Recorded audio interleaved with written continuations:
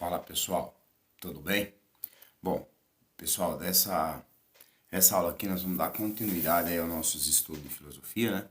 Nós passamos ali demos uma olhadinha no pensamento de Sócrates, na visão, né? Socrática, na ética socrática. Agora eu quero chamar a atenção de vocês. Ainda vamos falar um pouco sobre o pensamento, né? Do filósofo Sócrates e certamente com ele, né, vem o seu, talvez mais importante, né, talvez não, certamente seu mais importante aluno, que foi o Platão.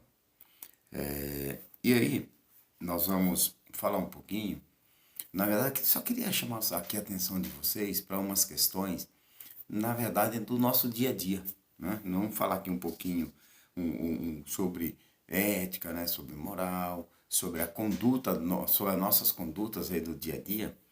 E para essa questão, eu fiz selecionei um texto que eu acredito que vocês já tenham, inclusive, ouvido falar, talvez até eu mesmo já tenha comentado em sala de aula, né? Vocês já tenham lido, né? Uns talvez conheçam, outros talvez nunca tenham ouvido falar.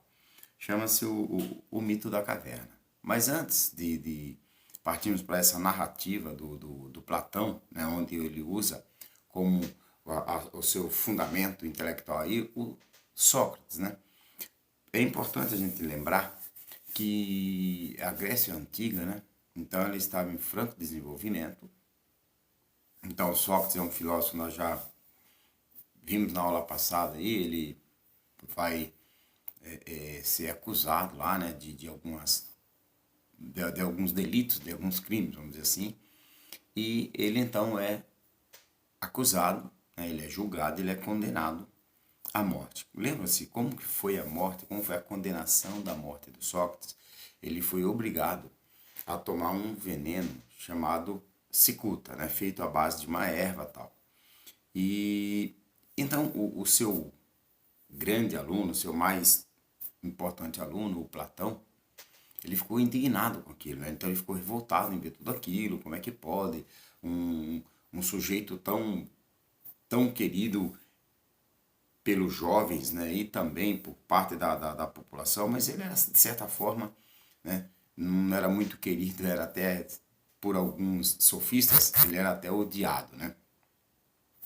E aí, o Platão, ele, vendo tudo aquilo, né, Atenas, né, fazendo aquilo com o seu grande mestre, ele fala, puxa, isso não pode ficar barato, né? Então alguma coisa tem que ser dito, o Sócrates não pode morrer desta maneira, sabe? Então, na realidade, o que o Platão tenta fazer?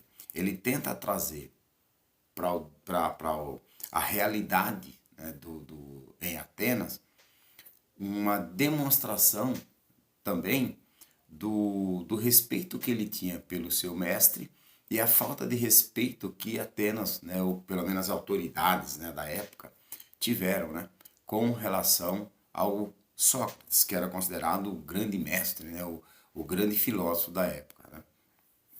Certamente, né, havia outros filósofos, né, inclusive os próprios sofistas, né, mas o Sócrates era um filósofo que todos tinham, né, um certo prazer em conversar, né? Porque ele, inclusive, lembra-se que ele andava pela cidade, ele não cobrava, então ele debatia, ele refletia, ele fazia aquilo que a gente tanto busca, né? Quando está nas nossas rodas de amigo, né? Conversar, trocar ideia, né? Conhecer. Só que ele tinha uma outra dinâmica, né? O Sócrates valia-se muito da ironia e da maiêutica, que nós também já estudamos, né? O que é essa ironia? O que é essa maiêutica, né? A maiêutica aí como sendo um processo dialético, dialógico, do diálogo, da conversa, né? Da interação, para poder chegar a um conhecimento. Né? E, ao mesmo tempo, ele se valia muito de um termo chamado ironia, né? Que era aquela coisa de desestruturar o seu oponente, fazendo com que o oponente dele, ou aquele que se dizia sabedor de tudo, né? O sábio, né? O sofista, acabasse caindo em contradição. E ele também não media esforço, se era rico, se era pobre, isso nós já falamos na outra aula.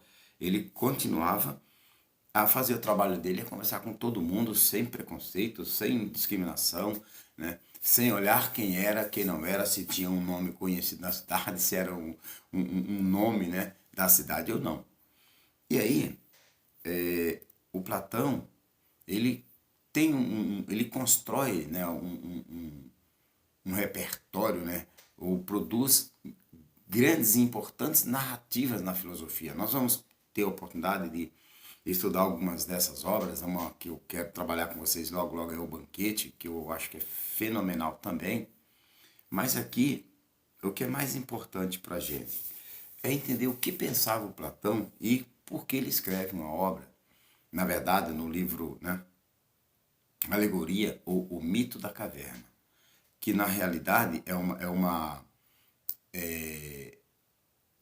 narrativa construída no livro 7, né, de A República. Ele tem uma obra chamada A República, né, e aqui esse livro A República, ele escreve no capítulo 7, lá, né, no livro 7, ele escreve uma alegoria.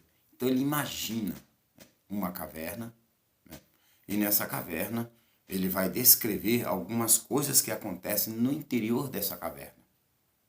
Lembrando que o Platão, né, ele acabara de ver aí o seu mestre sendo morto, né, e ele fica estarrecido com tudo aquilo.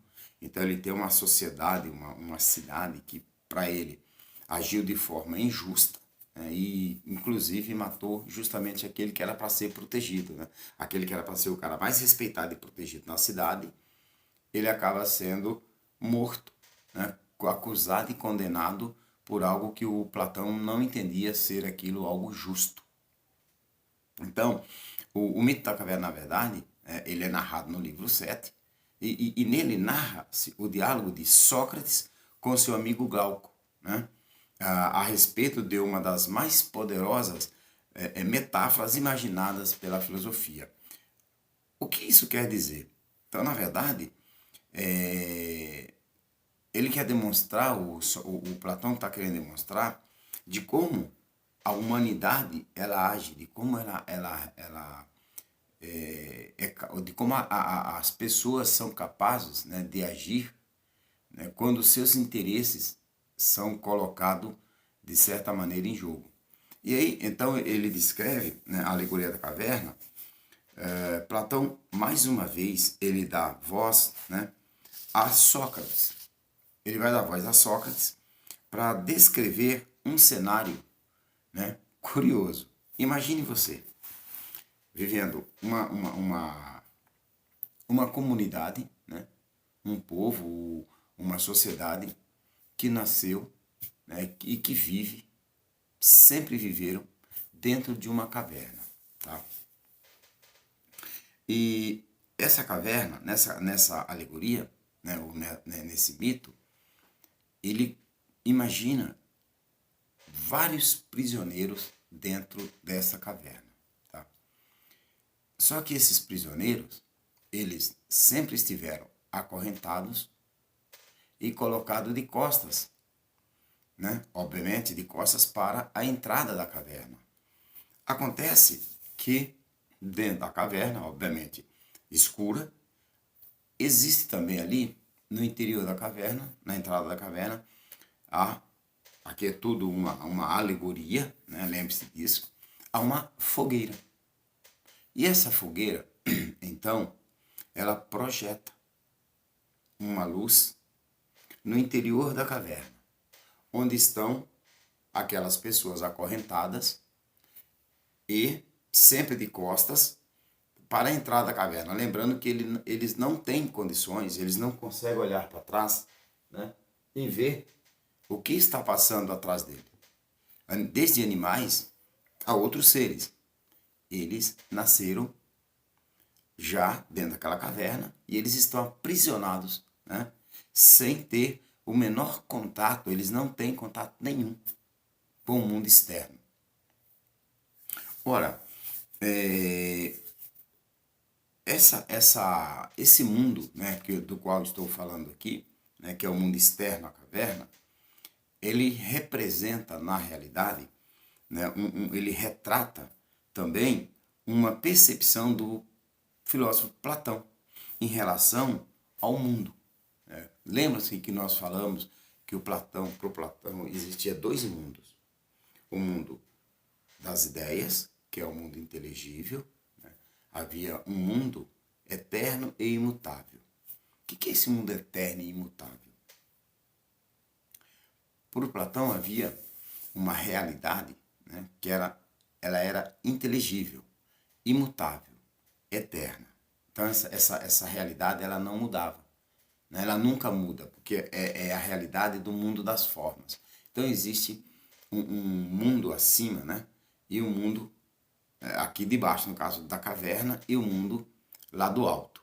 Ou seja, o mundo das ideias e o mundo das coisas materiais, ou esse mundo que a gente vive, isso aqui, né?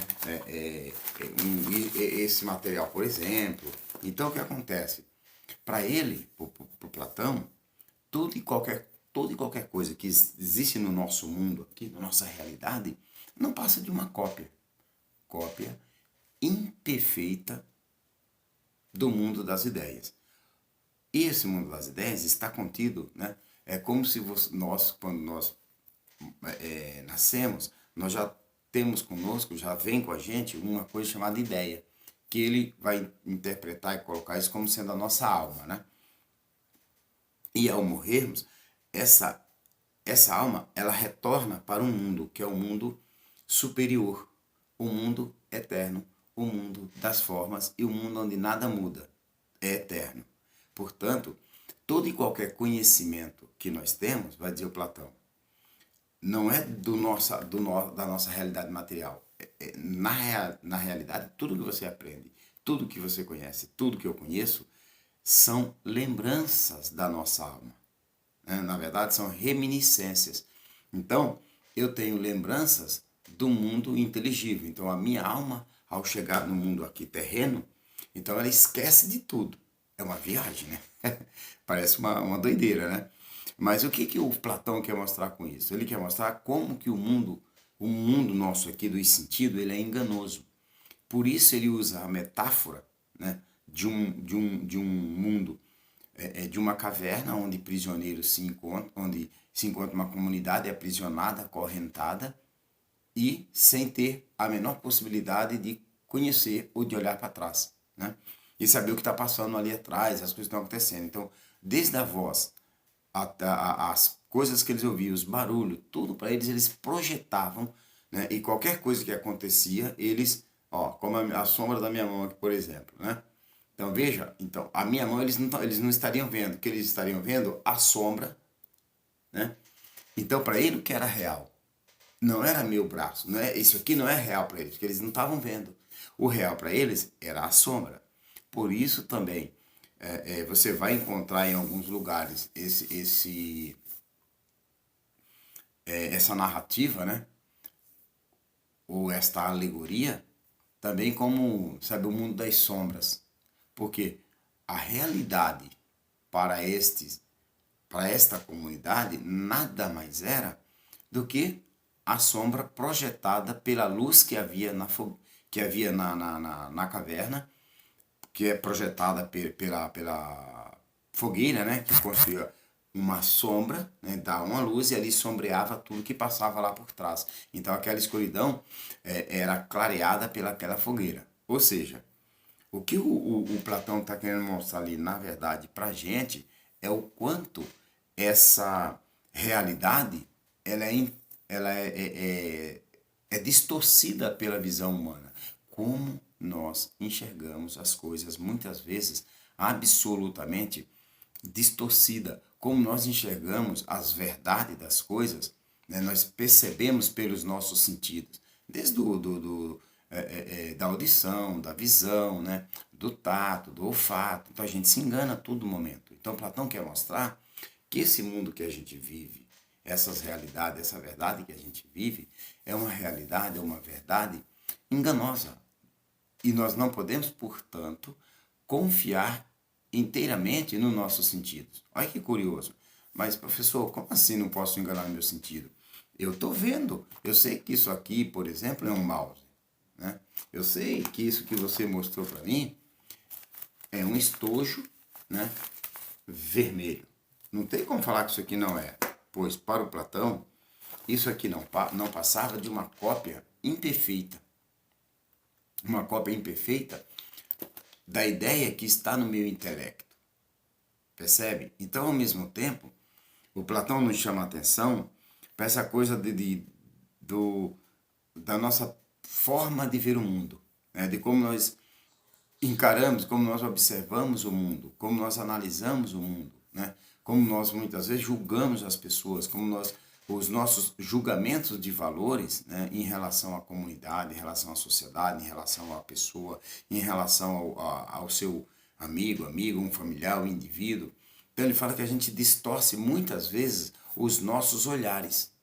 Muitas vezes o Platão vai dizer que aquela caverna que está ali, com algumas, né, pessoas amarradas, acorrentadas, o que o Platão quer mostrar? Olha que curioso e que interessante. Eis que, de repente, um dia, alguém, né, consegue escapar. Então ele diz assim, ó, uma das passagens mais clássicas da história da filosofia, o mito da caverna, conta a vida de prisioneiros que vivem acorrentados. Sem poder se mexer, a entrada da caverna permite que a luz de uma imensa fogueira, situada no lado de fora penetre e projete reflexos do que passa do lado de fora da caverna, ou das paredes da caverna, né? Como jamais viram as coisas como elas são, os prisioneiros imaginam que as coisas que enxergam não que enxergam são as próprias coisas e não as sombras. Para Platão, a caverna é o mundo em que vivemos e as sombras, o modo como enxergamos tudo. Então, na verdade, você vai ter aí, eu peguei um trecho aqui de uma das narrativas do Mito da Caverna. Então, que na verdade ele está mostrando para a gente que a caverna, na realidade, é o mundo em que a gente está vivendo. Quem são esses prisioneiros? Então, dentro da caverna, prisioneiros acorrentados, e lá fora, um outro mundo, uma outra realidade está acontecendo. Só que ela está, nós que estamos, aqueles prisioneiros que estão ali na cadeia, na caverna, eles vivem alheios àquela realidade. Porque para eles não existe outra realidade a não ser aquela realidade vivenciada por eles ali na caverna, muito embora todos eles acorrentados. Então, eis que de repente, um dado momento, um dia, um desses prisioneiros consegue se desvencilhar. Eles escapam das correntes. Eles escapam daquelas amarras e fogem, né? Melhor, foge, né? Foi um que escapou, né? Então, esse um que escapa, ele vai para fora da caverna. Num dado momento, ele acha que ficou cego, né? Porque o tempo todo na escuridão, de repente ele olha toda aquela luz fora da caverna. Ele fica desesperado, abaixa, desesperado, gritando, chorando. E aí agora tô cego, não estou enxergando. De repente ele retoma novamente a luz do dia e ele percebe plantas, animais, outras pessoas vivendo ali. Então o que ele faz? Ele volta rápido para a caverna. E lá ele tenta mostrar para todos os colegas que estão acorrentados, e ele então começa a querer a um momento que ele é narrado que ele vai soltar os demais prisioneiros para que possam também, assim como ele, contemplar o mundo, né, o outro mundo, o mundo real, que está fora da caverna. Só que aí, o que vai acontecer com ele? Em algum momento ele é aprisionado novamente e em outros momentos coloca que ele é morto, né? Porque ele é visto como louco. Não, você tá louco, você tá doido. O que existe é isso aqui, sai daqui, vai para lá. Essas suas ideias aí, isso é fake news, isso é fake news, né? Você tá me enganando, você quer ludibriar a gente, você quer nos enganar. Você tá ficando louco? Como você pode falar uma bobagem dessa? De onde você tirou isso? Você já viu essas conversas assim no dia a dia, na vida da gente, quando as pessoas vêm falar, dar umas informações ou vêm enfiar umas coisas nas nossas cabeças, né? E aí você começa a desconfiar que aquilo ali tá meio estranho. Quando alguém vem te oferecer algumas coisas que você sabe, já ouviu dentro de casa, ou ouviu lá na sala de aula, ou por alguns familiares, para ter cuidado, que bondade demais, né? Dizem que bondade demais até o santo desconfia, né? Fazendo aqui uma brincadeira. Então, esse sujeito que se desvencilha das correntes, que ao sair e volta para salvar os amigos, ele é preso, ele é morto. Ora, o que o Platão está mostrando? Primeiro, ele mostra o quanto nós somos ignorantes e o quanto nós somos alienados, né, por determinadas informações, e a gente não se abre para o mundo, a gente não se abre para o conhecimento, para novas ideias. A gente se deixa levar muitas vezes pelo discurso bonito de A ou de B. E às vezes você não pesquisa, você não verifica se aquilo realmente que estão te falando, se procede, se é verdadeiro, se é falso. Então você já sai vendendo a ideia como se aquilo é o que hoje a gente está vendo aí, um monte de informações aí que você a todo momento pega, mensagens que te mandam absurdos, né? Que agora hoje aí a gente vive o momento sabe, desses benditos dessas benditas mensagens, né? Ou as informações falsas, outras muitas vezes verdadeiras também, mas no meio de muita informação verdadeira que a gente recebe, vem aquelas que a gente acaba, quem não tem cuidado, né? Acaba reproduzindo e projetando fora, né? Para outras pessoas, e depois você vai perceber, nossa, por que eu fui mandar aquilo? Aí você vai perceber depois que aquela informação era falsa, era mentirosa, não tinha nada a ver, porque fulano de tal provou que não era. Aí você já mandou para 10 grupos de amigos, e aí você fica com aquela cara de tacho, né? Como diz lá no Nordeste, né? Sem saber agora o que eu faço, e a gente acaba passando por bobo, por tolo. Então, o Platão vai dizer, aquele cara que saiu da caverna, pessoal, que se desamarrou, se desvencilhou das correntes, saiu e foi lá fora. Ele foi lá fora, ele saiu, foi, né, correndo, e lá ele retoma a luz do dia e ele volta para a caverna para ajudar os colegas, para entender, para conhecer a verdade sobre o que estava acontecendo, que o mundo real não era aquele que eles viviam. Na verdade, esse camarada, ele é morto. Percebe? Já fizeram alguma conexão? Na verdade, ele representa o filósofo. Aquele que diante de tantas mentiras, de tantas informações falsas, né, que na verdade ele representa o conhecimento, o saber.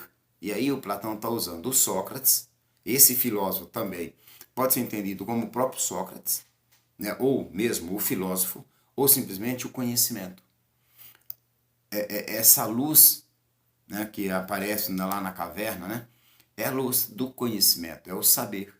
Esses caras que estão acorrentados, né, na verdade, vamos imaginar, são pessoas como se fosse a cidade de Atenas, o povo ateniense. A ignorância, as correntes que eles estão presos, essa metáfora pode ser entendido como nossos preconceitos, né? Sabe, como as nossas diferenças, a nossa ignorância e o nosso não entendimento, né, de algumas situações que nós poderíamos ser mais compreensíveis, mais amáveis, inclusive mais tolerante, representa a nossa intolerância.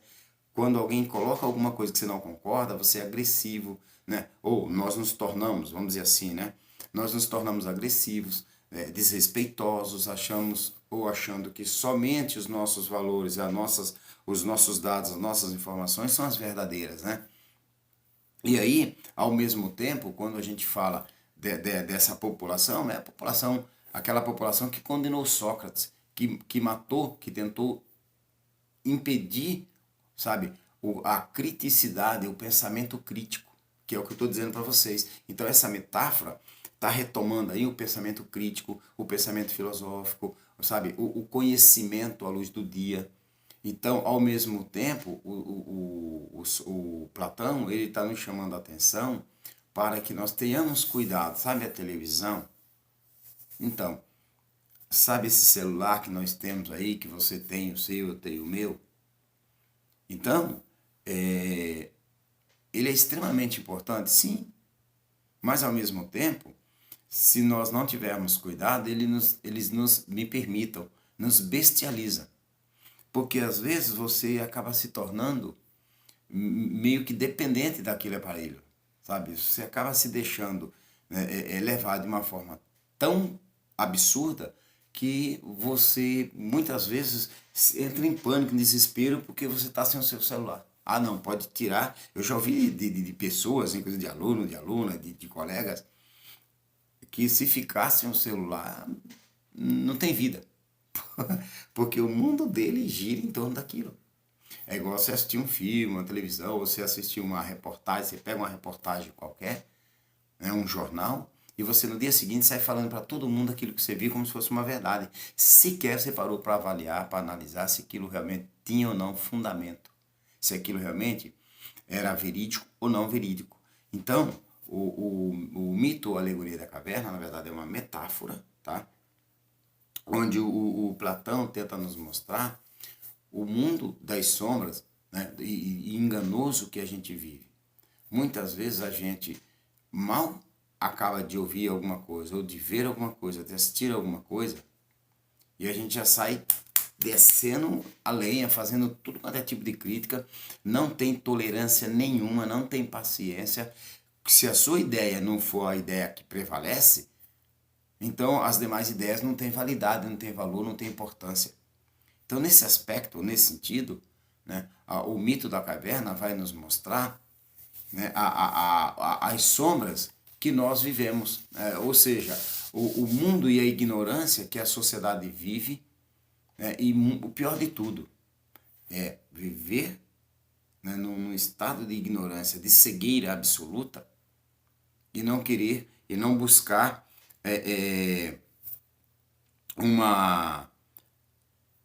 uma autonomia intelectual, sabe, uma liberdade, não buscar o conhecimento, não buscar, sabe, as vias do entendimento daquilo que está acontecendo. O que nós estamos falando aqui nessa aula é a ideia do engajamento, é a ideia de você, da participação, é a ideia de você saber que você é parte deste mundo e você é parte, inclusive, de toda e qualquer ação, né, e de tudo que acontece na nossa sociedade. Então, ela só vai realmente, nós só vamos ter a sociedade que nós sonhamos, né, uma sociedade melhor, uma sociedade mais harmoniosa, quando todos entenderem o papel, né, que tem individualmente e, obviamente, depois no coletivo nessa sociedade. Então, quando a gente fala do mito da caverna, e aí nós vamos estar podendo falar depois né,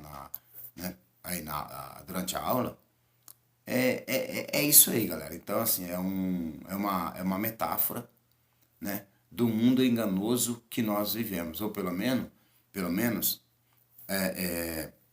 de como os nossos sentidos, né, o mundo material e o mundo inteligível, né, o mundo da razão, o mundo da ideia, o mundo do pensamento, o mundo do intelecto, e o mundo simplesmente o mundo material, o mundo do eu quero só para mim, não estou nem aí com o outro. Então, esses dois mundos, a gente precisa fazer uma proximidade dele para que ambos possam existir e também coexistir. A condição real, a condição material, a condição de objeto e de vida que a gente temos nesse mundo, né, nesse planeta que seria a caverna, e a parte inteligível, eterna, imutável, né, o pensamento, o intelecto, aí a ideia da alma, que seria justamente a ideia da nossa racionalidade, da nossa parte mais humana possível por uma condição, por uma sociedade melhor. Então é isso. Então, valeu aí, obrigado e até a próxima aula.